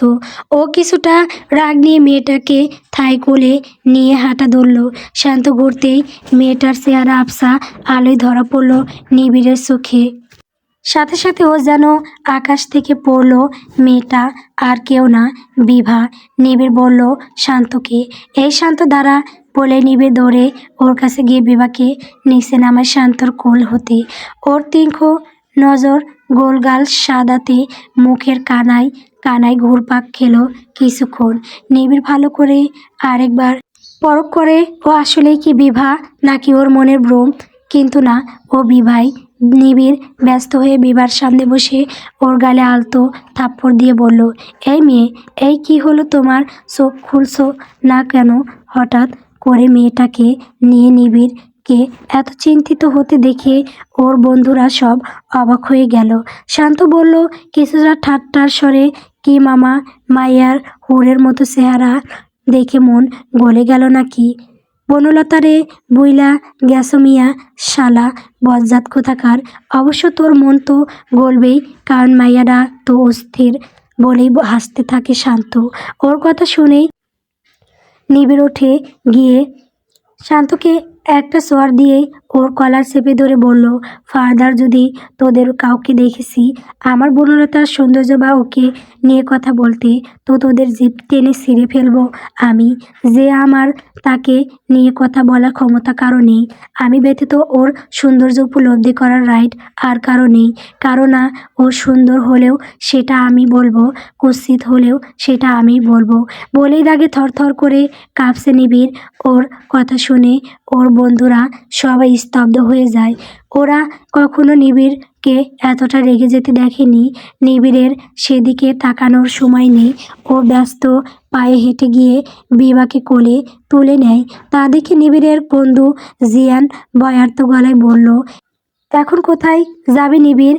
ওকে আগে হাসপাতালে নিতে হবে তো। আমার বাসায় নিব। আর ও কি রে? হ্যাঁ, কলহার ভাবি বলে নিবিড় সরু পথ ধরে এগিয়ে যায় রাস্তার দিকে। আর নিবিড়ের বন্ধুরা আগের জায়গায় ঠায় দাঁড়িয়ে আছে স্তব্ধ হয়ে। বন্ধুর হুট করে রেগে যাওয়া আর এমন পাগলামি স্বরূপ দেখে তখন মধ্যরাত। ধীরে ধীরে জ্ঞান ফিরায় বিভার। একটা তুলতুলে নরম বিছানায় নিজেকে উপলব্ধি করলো বিভা। বিভা একটু অবাক হয়ে বোঝায় ও কি করে এখানে এলো সেটা ভেবে। ও তো লেক সিটিতে সব কিছু ঘুরে ঘুরে দেখছিল, আর হঠাৎ করে স্লিপ খেয়ে ছোট একটা পাহাড় থেকে নিচে পড়ে যায়। তারপর তারপর আর কিছু মনে করতে পারল না বিভা। ও রুমের চারপাশে একবার চোখ বুলায়। রুমের মাঝখানে কিং সাইজ একটা বেড, যা নরম সাদা চাদরে মোড়ানো। বেডের হেডবোর্ডটা বেড বেড কাপড়ে মোড়া, তার ওপর হালকা করে শঙ্খ কারুকাজ করা। বেডের দুপাশে রাখা মার্বেল টাইপের সাইড টেবিল, তার উপর নরম হলুদ আলো ছড়ানো ল্যাম্প, যেটা পুরো রুমে এক ধরনের শান্ত আবহ তৈরি করেছে। দেওয়ালে হালকা অফ হোয়াইট রং, সাথে মিনিমাল অভিজাত পেইন্টিং। সব কিছু পরখ করে হুট করে বিভার চোখ যায় দেওয়ালও টাঙানো বড় একটা ফটো ফ্রেমের দিকে। ডিম লাইটের আবছা আলোয় বিভার চোখে স্পষ্ট হয়ে ওঠে একটা শক্ত বলিষ্ঠ দেহের পুরুষের ছবি। বিভা কিছুক্ষণ আনমনেই চেয়ে থাকে সেদিকে। দেওয়ালে টাঙানো ফটো ফ্রেমের ব্যক্তি তা বিভার চেনা, কিন্তু সে ঠিক মনে করতে পারছে না কে এই লোক। এইসব ভাবতে নিতেই প্রচণ্ড মাথা ব্যথা শুরু হয় বিভার। বিভা নিজের মাথা চেপে ধরে জোরে চিৎকার দিয়ে ওঠে। তখনই রুমের লাইট জ্বলে ওঠে। একটা 20 থেকে 21 বছরের মেয়ে তড়িঘড়ি করে এগিয়ে এসে বিভার পাশে বসে বলল, তুমি ঠিক আছো বিভা? অপরিচিত কণ্ঠস্বরে পরিচিত সম্বোধন শুনে চমকে সেদিকে তাকায় বিভা। বিভা মেয়েটার দিকে তাকাতেই অদ্ভুতভাবে পরিচিত এক আভা দেখতে পায় মেয়েটার চেহারায়। তার গায়ের রংটা ঠিক দুধে আলতা নয়, বরং নরম সোনালি আভা মেশানো উজ্জ্বল শ্যামল, যে কারো চোখে পড়লে সে দ্বিতীয়বার তাকাতে বাধ্য মেয়েটার দিকে। বড় বড় টানা চোখ, সৃষ্টিকর্তা যেন কালি দিয়ে নিজ হাতে যত্ন করে এঁকেছেন তা। মেয়েটার চুলগুলো ঘন কালো কোমর ছুঁয়ে গেছে। ফ্যানের হালকা বাতাসে এলোমেলো হয়ে তার কপালের পাশে কিছু চুল এসে লেপ্টে আছে, যেটা তাকে আরও বেশি মোহময় করে তুলেছে। মেয়েটার পরনে হালকা রঙের একটা শাড়ি বিবার সবচেয়ে বেশি নজর কাড়ে। মেয়েটার মৃদুর হাসি, যার মাঝে বিভা কিছুটা আশ্বাস খুঁজে পায়। বিভা মেয়েটার দিকে ড্যাব ড্যাব করে তাকিয়ে আছে ঠাই। হুট করে বিভার কানে বাজে ব্যস্ত ভঙ্গিতে কারো হেঁটে আসার শব্দ। বিভার দৃষ্টি অনিচ্ছা সত্ত্বেও দরজার দিকে চলে যায়। দরজার ফ্রেমে এসে থামে লম্বা একটা ছায়া। পরক্ষণেই ভেতরে প্রবেশ করে নিবিড়। নিবিড়কে এই জায়গায় দেখে বিস্ময়ে বিভার মুখ আনমনে হা হয়ে যায়। পরনে কালো টি শার্ট আর ট্রাউজার, চোখ মুখ গম্ভীর, দুশ্চিন্তার ঘেরা নিবিড়ের গম্ভীর পায়ের শব্দ এসে থামে ঠিক বেডের অপোজিটে। নিবিড় বিভার দিকে তাকায় তীক্ষ্ণ দৃষ্টিতে, প্রচণ্ড বিরক্ত নিয়ে। পরক্ষণে রষ্ট স্বরে বিভার দিকে প্রশ্ন ছুড়ে দেয়, এই মেয়ে, তোমার বাসা তো ঢাকায়, তুমি এই চট্টগ্রামের মধ্যে পাহাড়ে একা একা কী করছো? বাড়ির সবার সাথে যোগাযোগ বিচ্ছিন্ন, একা একা অচেনা একটা জায়গায়, তার ওপর নিবিড়কে এই জায়গায় দেখে তার ধমক খেয়ে বিভা কান্না করে দেয়। তা দেখে নিবিড়ের বোন ওই নিবিড়কে পাল্টা ধমক দিয়ে বলল, আহ ভাইয়া, তুমি দেখছো মেয়েটা ভয় পেয়ে আসে, আর তার উপর জ্ঞান ফিরতে না ফিরতেই ওকে জেরা করা শুরু করে দিয়েছো। ওকে কিছুটা সময় তো দিবে নাকি স্বাভাবিক হতে? নিবিড় একটু সময় না নিয়ে আগের ন্যায় বিভার দিকে ক্ষিপ্ত দৃষ্টিতে তাকিয়ে বলল, তুই বুঝতে পারছিস না ওহি, এই মেয়ে একা একা কেন এইখানে আসবে? ওর এত সাহস হয় কী করে? টাচ মি, ও যদি আমার পরিবারে কেউ হতো, আম শিওর ওকে এত ভালো ট্রিট না করে এতক্ষণে ওর পা কেটে হাতে ঝুলিয়ে দিতাম আমি। ওর এত সাহস হয় কেমনে বোঝা আমারে? বিভা ফুপিয়ে কান্না করে যাচ্ছে আর বিড়বিড় করে বলে যাচ্ছে, আমি বাড়ি যাব। তা দেখে ওহি উঠে নিজের ভাইয়ের কাছে গিয়ে ওকে শান্ত হতে বলল। পরক্ষণে ওহি নিবিড়কে বিড়বিড় করে বলল, কি হচ্ছে কি ভাইয়া, মেয়েটা ভয় পাচ্ছে তো? এতক্ষণ তো দিব্যি মেয়েটার জন্য চিন্তা করে নিজের চেহারার 12টা বাজিয়েছো, তো সরাসরি কেন মেয়েটার উপর এমন হম্বি তম্বি করছো? ওর কথা শুনে নিবিড় কিছুটা ব্যাবাসেকা খেয়ে যায়, তবুও নিজের চেহারার সেটার চাপ পড়তে না দিয়ে পুরো ব্যাপারটা এড়িয়ে যায়। দরজায় ঠায় দাঁড়িয়ে আছেন মিনারা মির্জা। এতক্ষণ ছেলের কাজ কারবার দরজায় দাঁড়িয়ে পর্যবেক্ষণ করেছেন তিনি। যখন নিবিড় লিমিট ক্রস করে গেল, তখন তিনি রুমে প্রবেশ করে বিভার পাশে এসে বসে বেডে। মায়ের আগমনে ওই এবং নিবিড় দুজনেই নড়েচড়ে দাঁড়ায়। সেদিকে না তাকিয়ে মিনারা মির্জা বললেন শান্ত স্বরে, রুমের বাইরে যাও। নিবিড় মায়ের কথা শুনে ঘাবড়ে যায় নিবিড়। ও কেন রুমের বাইরে যাবে? কেন? এতক্ষণ তো রুমে প্রবেশ করার কোনো সুযোগ খুঁজে পায়নি নিবিড়, কারণ বিভার জ্ঞান ছিল না। এখন জ্ঞান ফিরেছে আর বিভার চিৎকার শুনে সুযোগ বুঝে নিবিড় রুমে প্রবেশ করে নিজের বনলতাকে মন ভরে কিছুক্ষণ কাছ থেকে দেখার জন্য। কিন্তু ওর মা তো ওর প্ল্যানে জল ঢেলে দিল। নিবিড় আমতা আমতা করে বলল, এটা তো আমারই রুম মম, আমি কেন বেরোবো? মিনারা বললেন ক্ষীণ স্বরে, রুমে একটা মেয়ে রয়েছে নিবিড়, মেয়েটা তোমার জন্য অস্বস্তি ফিল করছে, আর আমি তোমাকে এই শিক্ষা দিয়েছি মাই বয়, মেয়েদের যথেষ্ট স্পেস দিতে হয় জানো না? নিবিড় মায়ের কথা শুনলেও আজ আর তা মানতে পারলে না। ওর মন সায় দিচ্ছে না রুম থেকে বেরোতে। তার বর্ণনাটা কিভাবে এখানে এসেছে, তার সাথে কি ঘটেছে, এসব তো তার জানতে হবে। তাই নিবিড় নিজের জায়গা থেকে এক পাও নড়ল না। তা দেখে মিনারা এবার প্রচণ্ড ক্ষেপে গেলেন। তিনি ছেলের দিকে একবার ক্ষিপ্ত দৃষ্টিতে তাকিয়ে নজর সরিয়ে নেন।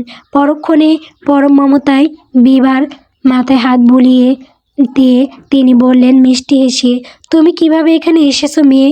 আর তোমার এই অবস্থা, মাথা ফেটে গেছে, হাতে চোট পেয়েছো, কিভাবে তোমার বাড়ির লোক জানে এসব? মিনারা বেগমের আগমনেই কান্না থেমে যায় বিভার।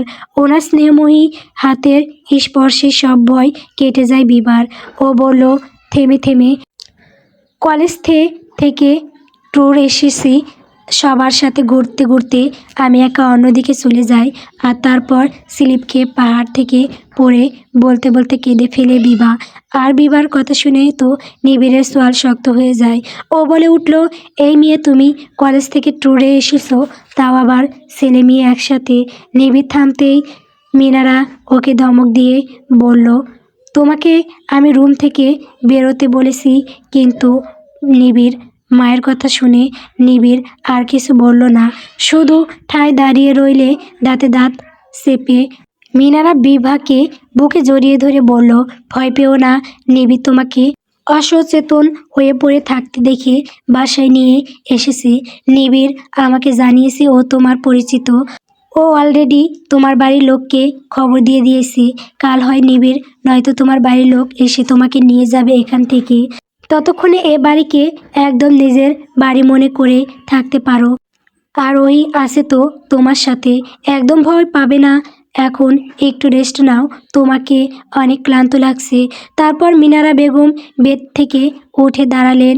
অদূরেই নিবিড় দাঁড়িয়ে আছে বিভার দিকে তাকিয়ে। মিনারা সেদিকে তাকাতেই নিবিড় তড়িঘড়ি করে নিজের নজর সরিয়ে নেয় সেদিক থেকে। তা দেখে মিনারা বললেন রুষ্ট স্বরে, একবার আমার রুমে এসো তো নিবিড়, তোমার সাথে কিছু কথা আছে, বলে হনহন করে সেই স্থান ত্যাগ করে মিনারা। ওই নিবিড়কে জোর করে রুম থেকে বের করে দৌড় লাগালো রুমে ঘুমাবে বলে। সকালেই বাড়ি ফিরেছে বিভা।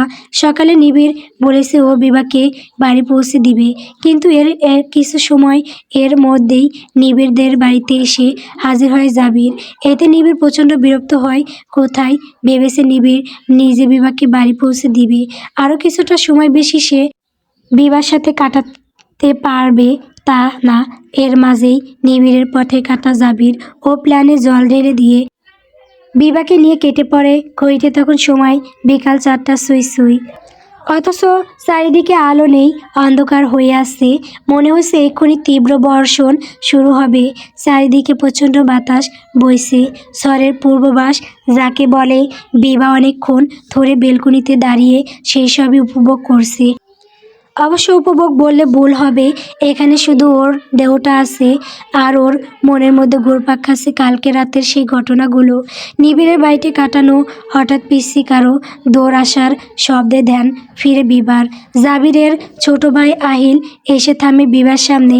তারপরও হাঁপাতে হাঁপাতে বলল, বিভাপু, তোমাকে তো বিয়ে দিয়ে দিচ্ছে যাদের কাছে ইয়া বড় বড় পিস্তল থাকে তাদের কাছে গো। এখন তোমার কি হবে গো বিভাপু? ওই লোক যদি তোমাকে ঠুস করে গুলি করে দেয়, আমাদের কি হবে ভেবে দেখেছো? আহিলের কথা শুনে প্রচণ্ড বিরক্ত হয় বিভা। ও আহিলকে ধমকে চুপ করে বলল, কার কাছে পিস্তল থাকে? কে গুলি করবে আমায়? উল্টাপাল্টা না বলে বাঘ এনতে মায়ের খাইতে না চাইলে আহিল কোমরে দুহাত গুজে নাক ফুলিয়ে বলল, আমি সত্যি বলছি গো বিভাপু। আর জানো জিজুর মাশাল দেখলেই তুমি প্রেমে পড়ে যাবা। ওফ মাইরি, আমার তো ছেলে হয়েই জিজুর গলায় ঝুলে পড়তে ইচ্ছে করতেছে। আর মা কাকিমণি দেখে বলা বলি করছিল জিজু নাকি ইয়া বড় মেজর। বিভা হকচকিয়ে গেল আহিলের কথা শুনে। আহিল কি সত্যি মজা করতেছে নাকি সিরিয়াস? ও বিভা আর কিছু ভাবতে পারল না। ও আহিলকে জোরসে একটা ধমক দিয়ে বলল, যা বাগ আনতে, তোরে যেন আমি আর আমার রুমে না দেখি। আহিল মুখ ফুলিয়ে চলে যায় বিভার ধমক খেয়ে। আহিল চলে যেতেই বিভা বুকুস্কোন করে থম মেরে বসে রইল। বিভা একটু ভাবলো আহিলের বলে যা কথাগুলো। পরক্ষণে সেসব ভাবনাকে এক সাইডে রেখে বিভা বাইরে দৃষ্টি নিক্ষেপ করেই বাইরে ঝড় হচ্ছে তুমুল বেগে। হুট করে বেলকনিতে প্রবেশ করে বিভার কাকিমণি। বিভা একবার সেদিকে নিষ্কম্প স্থির চোখে তাকিয়ে নজর সরিয়ে নেয় পরক্ষণে। তা দেখে জাবিরের মা তাড়া দিয়ে বললেন, তৈরি হয়ে নে মা, তোকে পাত্রপক্ষ দেখতে এসেছে। এই গেঞ্জি মেঞ্জি চেঞ্জ করে সুন্দর দেখে একটা জামা পর দেখি বলে তিনি আর সময় না নিয়ে বিভাকে টেনে রুমে নিয়ে এলেন। জাবিরের মায়ের কাজে বিরক্ত প্রকাশ করলো বিভা। তিনি সেদিকে না তাকিয়ে কাবার্ড খুলে সেখান থেকে সুন্দর করে একটা অলিভ কালারের ড্রেস বের করে সেটা বিভার সামনে ধরে তিনি মিষ্টি এসে শুধালেন, ভারী মিষ্টি লাগবে তোকে এই ড্রেসটা পরলে, তাড়াতাড়ি কর দেখি।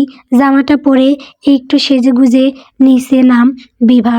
এবার মুখ খুললো, বলল চরম বিরক্তি নিয়ে, কি হচ্ছে কাকিমণি, কিসের পাত্রপক্ষ, কে এলো বাড়িতে বলবে আমায়, আমার কিন্তু বিরক্ত লাগছে এসব। জাবিরের মা বিভার মাথায় হাত রাখলেন, পরম মমতায় তার চোখ ছলছল করে উঠল। তিনি তড়িঘড়ি করে নিজের চোখের পানি মুছে হাসার চেষ্টা করে বললেন, পারে মেয়ে বড় হয়েছে, বিয়ে দিব না নাকি? তাড়াতাড়ি করে রেডি হয়ে নে, তোর জন্য সব অপেক্ষা করছে। আমি বসলাম এখানে, তুই তাড়াতাড়ি তৈরি হয়ে নে দেখি। মা। জাবিরের মায়ের গলাটা করুণ শোনালো। বিভার মন খারাপ হয় অগত্যা। বিভা জাবিরের মায়ের হাত থেকে ড্রেস নিয়ে চেঞ্জ করতে চলে যায়। কিছু সময় পর বের হয়ে আসে বিভা। তারপর মুখে হালকা একটু সানস্ক্রিন আর ঠোঁটে একটু লিপস্টিক দিয়ে তার কাকিমণির সাথে চলল ডাইনিং এরিয়ার দিকে। ওখানে নাকি সবাই, তাই বিভার কাকিমণি ওকে সেদিকে নিয়ে যায়। বিভা ওখানে যেতে নিবিড়ের মা টেবিল ছেড়ে উঠে আসেন। তিনি একগাল হেসে বিভার এক হাত ধরে ড্রয়িং রুমের দিকে নিয়ে যায়। ওকে। অচেনা একটা মানুষের এমন কাণ্ডে বিভা অস্বস্তিতে পড়ে যায় চরম। ওর মাথায় লম্বা করে ওড়না দিয়ে ঘোমটা টানা, তাই মহিলাটির মুখ দেখতে পেল না বিভা। শুধু মহিলাটির সাথে পা মিলিয়ে হেঁটে চলেছে ও। কোনো একটা পুরুষালী দেহের পাশে বিভাকে এনে সোফায় বসিয়ে দেয় মিনারা বেগম। পরক্ষণে উনি মুচকি এসে শুধালেন, দেখেছেন বেআইন, ছেলে মেয়ে দুটোকে একসাথে কি মিষ্টি লাগছে। মনে হচ্ছে সৃষ্টিকর্তা নিজ হাতে এই দুটোর জুটি তৈরি করে রেখেছেন। মিনারা বেগমের কথা শুনে তার সাথে উপস্থিত সকলে সায় মেলায়। এদিকে চেনা কণ্ঠস্বরে কিছুটা চমকে ওঠে বিভা। বিভা কৌতূহল দাউমিয়ে রাখতে না পেরে সঙ্গে সঙ্গে নিজের মাথার ওড়না সরিয়ে তাকায় সামনে। তারপর নিজের পাশে বসে থাকা পুরুষের পানে সঙ্গে সঙ্গে চরম অবিশ্বাস্য গায়ের লোম দাঁড়িয়ে পড়ে বিভার। এই ঠান্ডা পরিবেশে ও ঘামতে থাকে। নিজের সামনে নিবিড় আর তার পরিবারকে দেখে নিবিড়ের মা ফের হেসে সকলের দিকে তাকিয়ে শুধালেন, আমি মেয়েকে রিং পরিয়ে যেতে চাই আজই, আপনাদের যদি আপত্তি না থাকে তাহলে। মিনারা বেগমের কথা শুনে উপস্থিত সকলে চমকে উঠে। হুট করে কোনো কথাবার্তা না বলে কিভাবে কেউ প্রথম দেখায় রিং পরানোর কথা বলতে পারে সেটাই ভাবছে বিভার বাড়ির লোকজন। বিভার বাবা দেশে নাই, জাবিরও বাসায় নাই। পুরুষ বলতে শুধু জাবিরের বাবা বাসায় আছেন। সকলকে দুশ্চিন্তায় পড়তে দেখে জাবিরের বাবা বললেন, ছেলেকে আমার পছন্দ হয়েছে ভাবি, বাকি সবও মোটামুটি ভালো। আমি ভাইজানের সাথে কথা বলে নিব। ওনারা যেহেতু আজকে রিং পরিয়ে রাখতে চাচ্ছে মেয়েকে, তাহলে আমার মনে হয় না আমাদের কোনো আপত্তি রাখা উচিত এতে। জাবিরের মাও সায় মিলালেন এতে।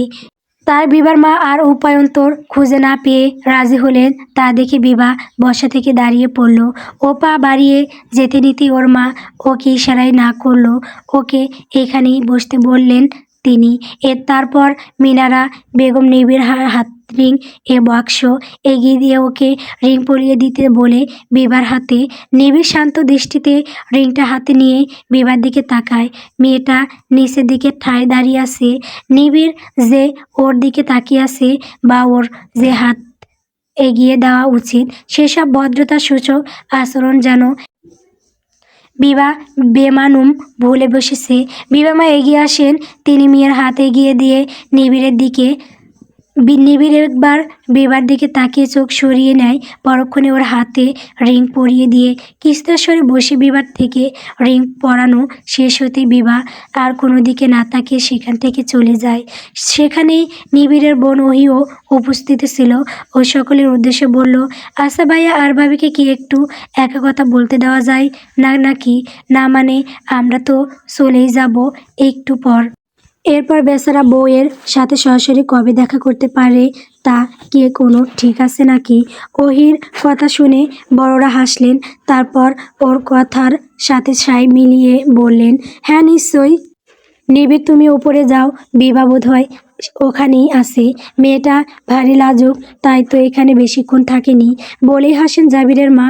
ওই উঠে নিজের ভাইয়ের কাছে এসে ওর হাত ধরে জোর করে উপরে নিয়ে যায় নিবিড়কে। বিভার রুমে এসে ওকে পায় না ওহিরা। আহিল জানায় বিভা নাকি ছাদে আছে। তাই ওহি নিবিড়কে ছাদে পাঠিয়ে দেয়।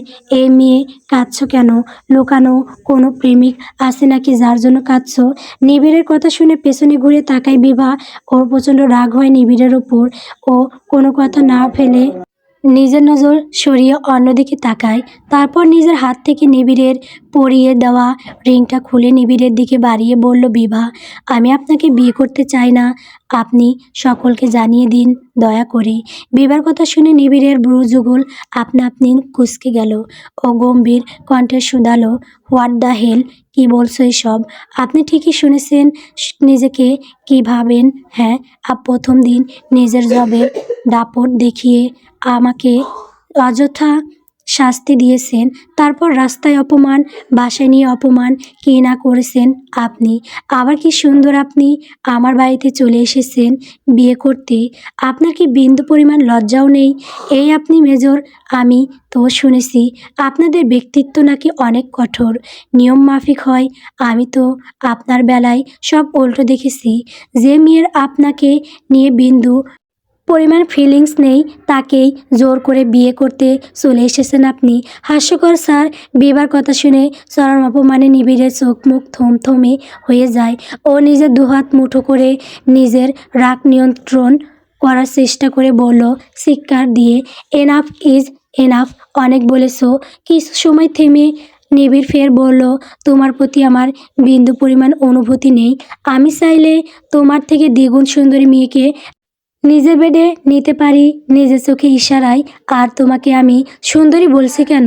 তুমি কোনো দিক দিয়ে সুন্দরী। হ্যাঁ, যে নিজেকে কি মনে করো তুমি বিশ্বের সুন্দরী? শোনো মেয়ে, আমার মম তোমাকে পছন্দ করেছে, না হলে তোমার মতো মেয়ের বাড়িতে বিয়ের প্রস্তাব নিয়ে আসতো এই মুরসালিন আহমদ নিবিড়।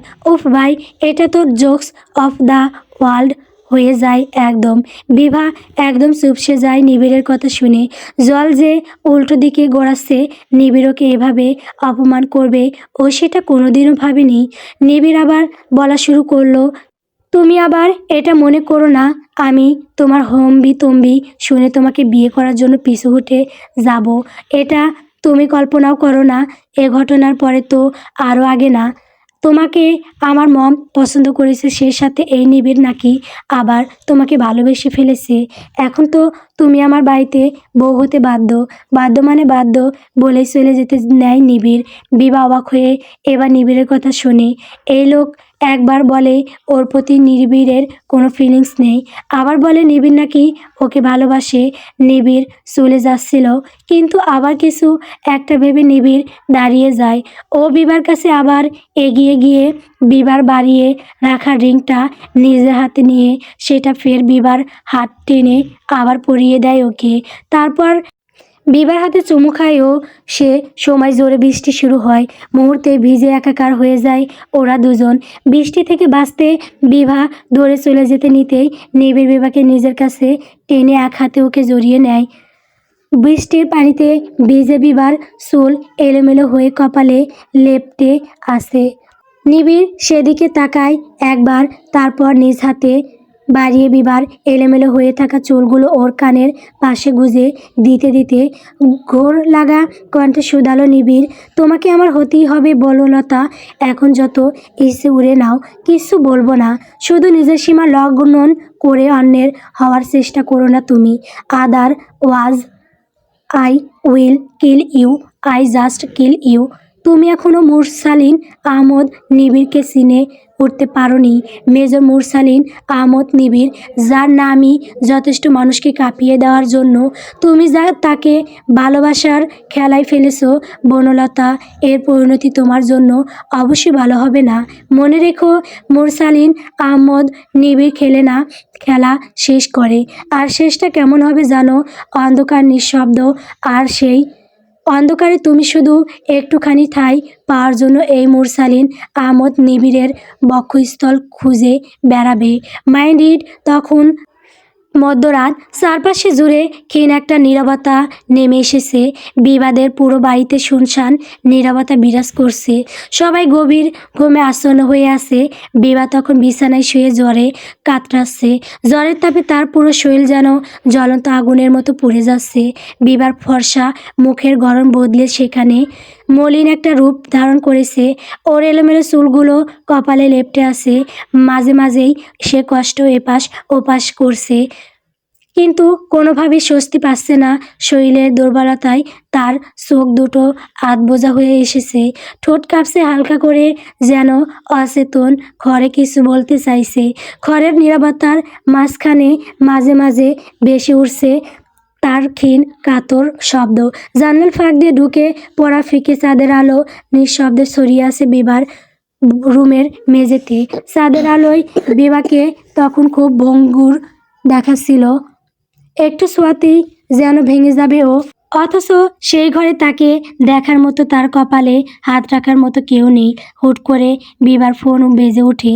বিভা পাশ ঘুরে ফোনের দিকে তাকায়। বালিশের পাশেই ওর ফোন বেজে যাচ্ছে, কিন্তু কলটা রিসিভ করার ইচ্ছে বা শক্তি কোনোটাই নেই বিবার শরীরে। কিছুক্ষণ বেজে কল কেটে যায়। কিছু সময় পর আবার ফোন বেজে ওঠে। বিভা এবারও কল রিসিভ করলো না, কিন্তু এবার আর ফোনের রিং থামলো না, এক নাগারে বেজে চলেছে শুধু। বিভা এবার বিরক্ত হয়ে ফোনটা হাতে নিয়ে ওর চোখের সামনে ধরে। ও পিট পিট করে তাকায় ফোনের দিকে।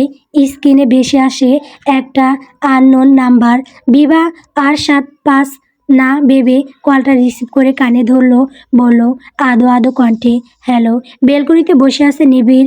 ফোন কানে দিয়ে ওপাশ হতে প্রিয়তমার মলিন কণ্ঠস্বর শুনে কিছুটা চমকে ওঠে নিবিড়। সে কিছুটা সময় নিশ্চুপ থেকে বলল, তুমি ঠিক আছো? ফোনের ওপাশ হতে কোনো জবাব আসে না আর, কিন্তু লাইন এখনও কাটেনি বিভা। তাই নিবিড় ফোন কানে নিয়ে বসে আছে।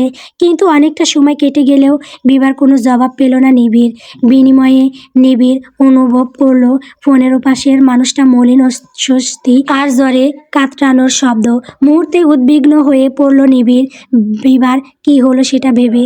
একবার ভেবেছে বিবাদের বাড়িতে কল দিবে নিবিড়, কিন্তু এত রাতে ফোন দেওয়াটা অনুচিত। এদিকে নিবিড় দুশ্চিন্তায় বসেও থাকতে পারল না বাসায়। ও বাইকের চাবি নিয়ে বেরিয়ে পড়লো বাসা থেকে। বিবাদের বাড়ি থেকে ফিরতে রাত হয়ে যাওয়ায় নিবিড়রা তাদের এক আত্মীয়দের বাড়িতেই থেকে যায় আজ। বিবাদের বাড়ি থেকে কিছুটা দূরেই ওদের আত্মীয়দের বাসা, তাই নিবিড়ের পৌঁছাতে আর বেশি সময় লাগলো না। নিবিড় বিবাদের বাড়ি থেকে কিছুটা দূরে বাইক থামায়। বাড়ি গেটের সামনে দারোয়ান বসে বসে ঝিমোচ্ছে। নিবিড় সতর্ক দৃষ্টিতে একবার সেদিকে তাকিয়ে ধীরে ধীরে সেদিকে এগিয়ে যায়। গেট বন্ধ, তাই উপায়ন্তর খুঁজে না পেয়ে নিবিড় ঠিক করলো ও দেওয়াল টপকে ও পাশে যাবে। যেই ভাবা সেই কাজ। নিবিড় খুব আস্তে আস্তে দেওয়াল বেড়ে উপরে উঠে প্রথমে আর্মি পার্সন হওয়ার এসবে অভ্যেস আছে নিবিড়ের, তাই ওর আর তেমন কোনো কষ্ট হয়নি। কিছু সময় নিয়ে এবার নিবিড় দেওয়ালের উপর থেকে লাফ দিয়ে নিচে নামে। এদিকে শব্দ শুনে সোর সোর বলতে বলতে দৌড়ে এদিকে আসে দারোয়ান। দারোয়ানকে এদিকে আসতে দেখে নিবিড় তড়িঘড়ি করে বড় একটা আম গাছের পিছনে অবস্থান নেয়। দারোয়ান কিছু সময় খোঁজাখুঁজি করার পরও কাউকে দেখল না আশেপাশে, তাই তিনি চলে যান গেটের দিকে। দারোয়ান যেতেই নিবিড় হাঁপ ছেড়ে বাঁচলো। ও পা টিপে টিপে এগিয়ে যায় বিবার রুমের সাইডে। নিবিড় চারপাশে তাকায়, কিভাবে বিবার কাছে পৌঁছাবে সেসব ভেবে। ও সোজা কোনো পথ খুঁজে পেল না। তাই বিবার বারান্দা ঘিরে বেড়ে ওঠা কৃষ্ণচূড়া গাছটাকেই নিজের পথ বানিয়ে নেয় নিবিড়। ও ধীরে ধীরে গাছে উঠতে থাকে। তারপর খুব সন্তর্পণে গাছ থেকে বিবার রুমের বারান্দায় লাফ দেয় নিবিড়। পুরো ব্যাপারটাই বাহিরে দাঁড়িয়ে নোটিশ করলো জাবির। সারাদিন বন্ধুদের সাথে আড্ডা দিয়ে সবে বাড়ি ফিরেছে ও, এখনও বাসায় ঢোকেনি। তার আগেই ও দেখতে পেল বিবার বারান্দায় কোনো একটা অচেনা পুরুষ লোকটা বিবার রুমে ঢোকার চেষ্টা করছে। সেটা দেখেই তো জাবিরের মাথায় রক্ত উঠে যায়। ও তড়িঘড়ি করে বাসায় দিকে যায়। বহু প্রতীক্ষার পর নিবিড় বিবার রুমে ঢুকতে পারল। তারপর ও নিজের ফোনের ফ্ল্যাশ অন করে বিবাকে খুঁজলো। দেখলো মেয়েটা অচেতন হয়ে বিছানায় পড়ে আছে। নিবিড় দ্রুত পায়ে সেদিকে যায়। বিবার পাশে বেডে বসলো নিবিড়। তারপর আলতো স্বরে বিবাকে ডাকলো কয়েকবার, কিন্তু মেয়েটা কোনো জবাব দিল না। নিবিড় কি করবে বুঝতে পারল না। বিবার লাস্যময়ী সৌন্দর্যের বদলে এখন আছে শুধু মলিনতা। মগ্নহীন এক চেহারা। বিবার দিকে তাকিয়েই চমকে ওঠে নিবিড়। ও কিছুটা দ্বিধায় পড়ে যায়, তার কি করা উচিত এই ভেবে। নিবিড় আর 7-5 না ভেবে বিবার কপালে হাত রাখলো। সঙ্গে সঙ্গে ও চমকে উঠল। মেয়েটার পুরো শরীর জ্বরে পুড়ে যাচ্ছে। তখনই মনে পড়ে নিবিড়ের বিকালের ঘটনাটা। ও জোর করে বিবাকে যে বৃষ্টির মধ্যে আটকে রেখেছিল। নিবিড় বলল রুষ্ট স্বরে, ওফ শিট। তারপরও আর সময় না নিয়ে আশেপাশে তাকায়, কিছু একটা খোঁজার জন্য। কাঙ্ক্ষিত জিনিসটা পেয়ে নিবিড় আবার বিবার কাছে এগিয়ে আসে। ও জলপট্টি দেয় বিবার কপালে। ঠিক সেই মুহূর্তে দরজা খুলে দ্রুত পায়ে কেউ একজন রুমে প্রবেশ করে নিবিড়ের কলার চেপে ধরে। ঘটনা এত দ্রুত ঘটে যায় যে নিবিড় কিছুই বুঝে উঠতে পারল না এসবের গল্প। প্রিয় কৃষ্ণচূড়া, গল্পটি কেমন হয়েছে কমেন্ট করে বলবেন। আমার চ্যানেলে নতুন নতুন গল্প পেতে সবাই আমার চ্যানেলটিকে সাবস্ক্রাইব করবেন।